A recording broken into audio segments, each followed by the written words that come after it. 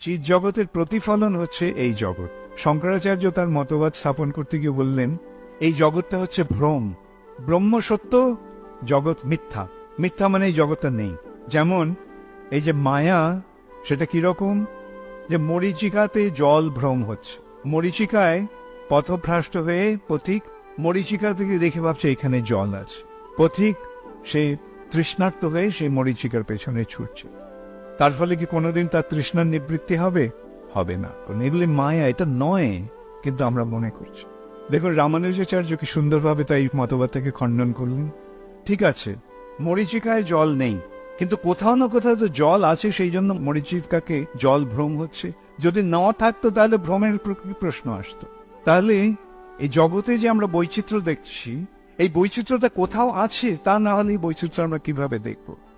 ঊর্ধ্বমূলম অধঃশাখাম অশ্বত্থম প্রাহুরব্যয়ম ছন্দাংশি যস্য পত্রাণি যস্তং বেদ স বেদবিদ। এই জড় জগতের বিশ্লেষণ কিভাবে হচ্ছে? জলে গাছের ছায়াটা দেখেছেন, মূলটা ওপরের দিকে, শেকড়টা ওপরের দিকে, আর ডালপালাগুলি নিচের দিকে। তাহলে কি বলা হচ্ছে এখানে? এই জড় জগৎটা চিৎ জগতের প্রতিবিম্ব।